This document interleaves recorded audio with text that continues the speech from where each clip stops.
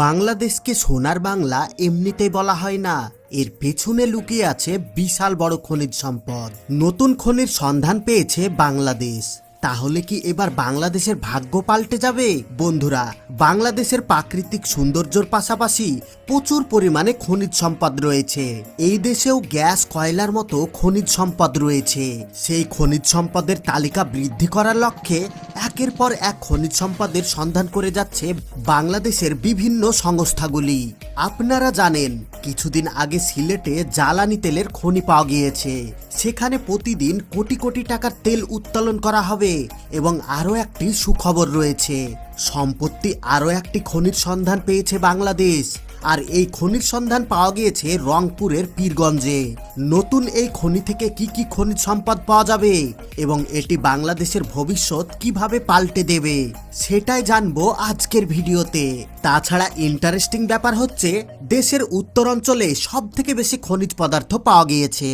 কেন শুধুমাত্র উত্তর অঞ্চলেই এই খনি পাওয়া যায়? কারণ আমাদের পৃথিবীতে কয়েক হাজার বছর আগে ডাইনোসরের রাজত্ব ছিল। আর সেই সময় পৃথিবী এক পর্যায়ে ধ্বংস হয়ে গিয়েছিল। আর সেগুলোই এখন মাটির নিচে খনিজ সম্পদ রূপে রূপান্তরিত হয়েছে, যে সম্পদ এখন মাটি খুঁড়ে খুঁড়ে মানুষ বের করছে। বন্ধুরা, যেমনটা জানেন, বাংলাদেশ পৃথিবীর একটি বদ্বীপ রাষ্ট্র। এই দেশটি বঙ্গোপসাগরের তীরে অবস্থিত। এই দেশটিকে বলা হয় সুজলা সুফলা শস্য শ্যামল্য দেশ। বাংলাদেশের সৌন্দর্যের শেষ নেই। নদী, নালা, হাওর বাওর এবং বিলে ঘেরা একটি দেশ হচ্ছে বাংলাদেশ।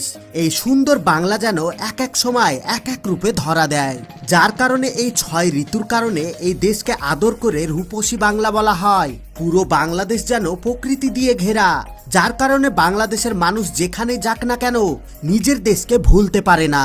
বাংলাদেশের মানুষ বেশ পরিশ্রমী। বাংলাদেশের মানুষ মেধা এবং শ্রম দিয়ে দিনে দিনে অর্থনৈতিকভাবে এগিয়ে যাচ্ছে।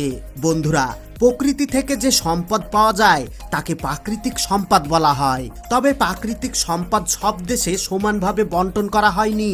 আল্লাহ এক এক দেশকে বেশি প্রাকৃতিক সম্পদ দিয়েছেন, আর এক একটি দেশকে কম সম্পদ দিয়েছেন। কিন্তু এই প্রাকৃতিক সম্পদকে কি আমরা সঠিকভাবে ইউজ করতে পারছি? বাংলাদেশের মাটির নিচে হয়তো এখনো হাজার হাজার সোনা লুকিয়ে আছে। আর বাংলাদেশ এমন একটি দেশ যার প্রচুর প্রাকৃতিক সম্পদ রয়েছে, তবে সেগুলোর আহরণ করতে পারে না। প্রাকৃতিক সম্পদ যে কোন দেশের জন্য আল্লাহর রহমত স্বরূপ। মধ্যপ্রাচ্যের আরব দেশগুলোর মতো বাংলাদেশে অত বেশি খনিজ পদার্থ নেই। তবে বাংলাদেশের মাটিতে রয়েছে গ্যাস, কয়লা, বিভিন্ন ধরনের জ্বালানি তেল, চুনাপাথর, ইউরেনিয়াম এবং কাঁচবালি। এই সকল বিভিন্ন খনিজ সম্পদ দেশের বিভিন্ন জায়গায় ছড়িয়ে ছিটিয়ে রয়েছে। বাংলাদেশের বিভিন্ন জায়গায় নতুন নতুন গ্যাস ক্ষেত্র আবিষ্কার করা হচ্ছে। এমনও জানা গিয়েছে যেখানে নিজে নিজে গ্যাস বের হয়ে যাচ্ছে এবং প্রতিনিয়ত গ্যাস বেরোতেই আছে। সম্প্রতি বাংলাদেশের মাটির নিচে তেলের খনির সন্ধান পাওয়া গিয়েছে। এবার বাংলাদেশের উত্তরবঙ্গে আরও একটি নতুন খনির সন্ধান পাওয়া গিয়েছে। রংপুরের পীরগঞ্জে একটি নতুন খনির সন্ধান পাওয়া গিয়েছে। ইতিমধ্যে খনিতে কি ধরনের ধাতব পদার্থ রয়েছে তা জানতে খনিতে খনন করার কাজ শুরু করা হয়েছে। এর জন্য সে এলাকাতে বসানো হয়েছে অত্যাধুনিক বড় সড় মেশিন। এই খনিতে এখন কাজ দ্রুত গতিতে এগিয়ে চলেছে। বলতে গেলে এখন শুধুমাত্র উত্তোলনের অপেক্ষা। এই খনিতে খুব দ্রুত গতিতে কাজ চালানো হচ্ছে। আপনাদের উদ্দেশ্যে বলে দিই, এর আগে 1945 সালে এখানে খনির অনুসন্ধান চালানো হয়েছিল। এরপরে 1974 সালে দিনাজপুরের এই অঞ্চলে অনুসন্ধান চালিয়ে পাওয়া যায় মূল্যবান গ্রানাইট পদার্থ।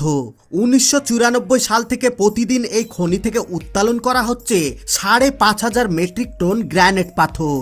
এরপর আবারও 1985 সালে এই জেলাতেই আবিষ্কার হয় দিনাজপুরের বড়পুকুরিয়ার কয়লার খনি, যেখানে প্রায় 39,000 কোটি মেট্রিক টন বিশাল পরিমাণ কয়লা মজুত রয়েছে। বড়পুকুরিয়া ছাড়াও এই অঞ্চলে বেশ কয়েকটি কয়লার খনি রয়েছে। আর বর্তমানে রংপুরের পীরগঞ্জে নতুন খনিতে লোহার সাথে সাথে কপার, নিকেল এবং ক্রোমিয়ামের উপস্থিতি পাওয়া গিয়েছে। এমনকি এই খনিতে লোহার সাথে সাথে সোনার দেখাও পাওয়া যেতে পারে বলে জানিয়েছে জরিপের লোকেরা।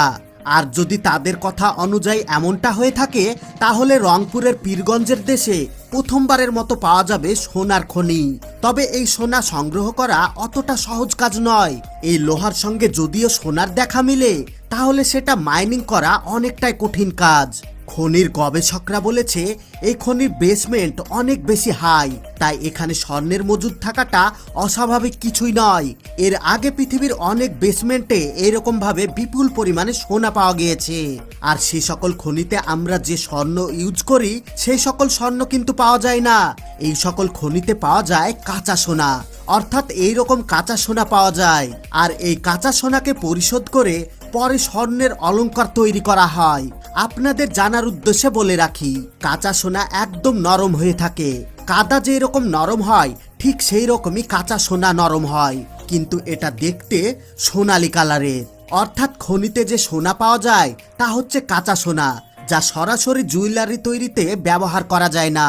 বিভিন্ন প্রসেসিং কমপ্লিট করার পর এই সকল সোনা ব্যবহার করা হয়। কিন্তু তারপরেও যদি রংপুরের পীরগঞ্জে এই সোনা খনি পাওয়া যায়, তাহলে সেটি আমাদের জন্য অনেক গর্বের বিষয় এবং বাংলাদেশের রাতারাতি ধনী রাষ্ট্রে পরিণত হবে। ইতিমধ্যে বাংলাদেশের সিলেটে আবারও তেলের খনির সন্ধান পাওয়া গিয়েছে, যেখানে কোটি কোটি লিটার গ্যালন তেল রয়েছে। এই তেল যদি বাংলাদেশ সরকার সঠিকভাবে উত্তোলন করতে পারে এবং এই তেলের যদি সুষ্ঠু ব্যবহার করা হয়, তাহলে হয়তো বাংলাদেশ আগামী কয়েক বছরের মধ্যে পৃথিবীর অন্যতম ধনী রাষ্ট্রে পরিণত হবে। রংপুরের পীরগঞ্জে যদি সোনার খনি পাওয়া যায়, তাহলে এটি বাংলাদেশের জন্য গেম চেঞ্জার হয়ে যাবে। যখন এটির সঠিক ব্যবহার করা যায়, তখনই গেম চেঞ্জের পরিণত হবে, যখন এটার সঠিক ব্যবহার করা যাবে। বন্ধুরা, আপনাদের জেলায় কোনো খনি আছে কিনা তা কমেন্ট করে জানান। বর্তমানে বাংলাদেশে ইউনিসেফ সরকার আসার পর বাংলাদেশের সামরিক শক্তি থেকে শুরু করে দেশের রাস্তাঘাট প্রত্যেকটা সরকারি সিস্টেম আস্তে আস্তে চেঞ্জ হয়ে যাচ্ছে। বাংলাদেশে এত সম্পদ থাকার পরেও বাংলাদেশের অনেক মানুষ ঠিকঠাক এক মুঠো ভাত খেতে পায় না। গোটা বাংলাদেশে দরিদ্রতায় ভরপুর, কিন্তু সরকারে যদি সঠিক দায়িত্ব পান এবং শিক্ষিত লোক থাকে, তাহলে দেশের এই প্রাকৃতিক সম্পদকে কাজে লাগানো যাবে এবং দেশের সাধারণ মানুষ ভালো থাকবে। কোনো দরিদ্র মানুষ খাবারের অভাবে, চিকিৎসার অভাবে মারা যাবে না। বর্তমানে বাংলাদেশের শিক্ষাকে আরো উন্নত করতে হবে, কারণ যে দেশে শিক্ষা আছে সেই দেশের উন্নতির পথে আছে। আপনাদের কি মনে হয়? অবশ্যই কমেন্ট বক্সে কমেন্ট করে জানাবেন। আর বন্ধুরা, সব লাস্টে জরুরি কথা, আমরা যেন এর থেকে আরো সুন্দর সুন্দর ভিডিও বানাতে পারি, এই জন্য ভিডিওতে একটা লাইক দিয়ে ভিডিওটি আপনাদের বন্ধু এবং ফ্যামিলির সঙ্গে শেয়ার করে দিবেন। আর আপনি যদি আমাদের চ্যানেলে নতুন হয়ে থাকেন, তাহলে চ্যানেলটিকে সাবস্ক্রাইব করে অল নোটিফিকেশন সিলেক্ট করে রাখুন, যাতে পরবর্তী ভিডিও আপলোড করার সঙ্গে সঙ্গে আপনি সবার আগে দেখতে পারেন।